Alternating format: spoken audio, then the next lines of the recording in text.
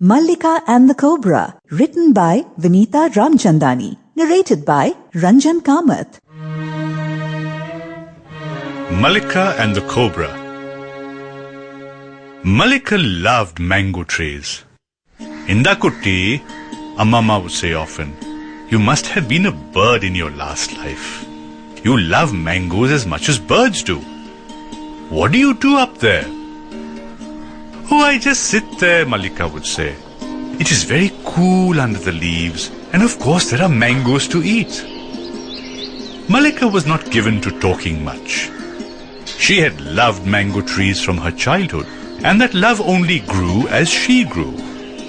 Mango trees were Mallika's refuge, just like Ammamma's refuge was her prayer beads, or her father's refuge was in long oil baths, or just like her mother's was long stopovers in the forest. For Mallika, it was mango trees. There were several trees around her home, and if you couldn't find her anywhere, you could be sure she was atop one of them. Chinnan, her little brother, would be allowed up a tree only when Mallika was in a generous mood. It was an unwritten law that the trees around her territory could not be perched by any human unless she gave the nod.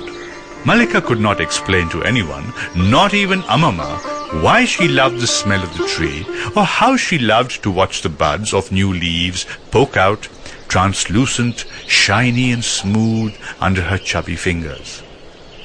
The darker the leaf, the older it was. Or that more than counting the mangoes on her trees, she loved to add up the flowers.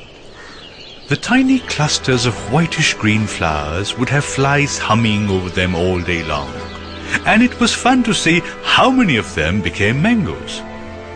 When the time came and the air was heavy with the fragrance of mangoes, she would supervise the way they were plucked. When the trees were heavy with mangoes, Salu Chetan would climb up and gather them. Then Amma and Ammamma would sort them out.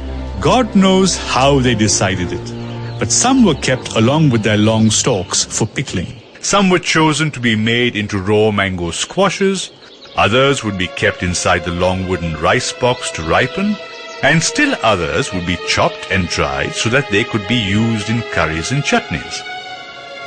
One day Mallika was found drifting around in the house.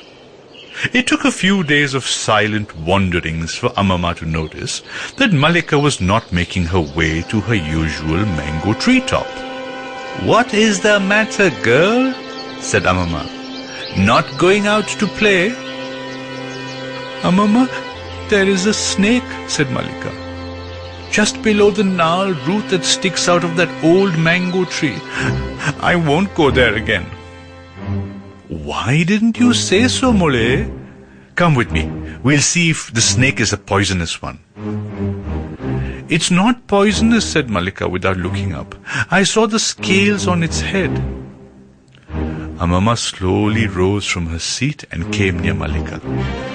When Mallika was a little girl, she had saved Chinnan from a cobra and had earned the respect and praise of the entire village. Everyone had been proud of the little girl because she had shown great presence of mind by alerting Ammamma, who in turn got her son to kill the cobra coiled around the infant. Ammamma rubbed Mallika's hair gently, running her gnarled fingers through Mallika's locks, and then gathered her in her arms and hugged her. "Are you scared of snakes, Malli?" she asked softly. Mallika nodded, shutting her eyes tightly. "But you are the brave girl who saved her brother from a snake years ago." "I wasn't brave, Ammamma," said Mallika. "I was very scared. Didn't you know that?" "But even in your fear you showed great presence of mind," said Ammamma. "And sometimes that can mean being brave. Being brave means doing the right thing even if you are scared." Mallika still would not meet Ammamma's eyes.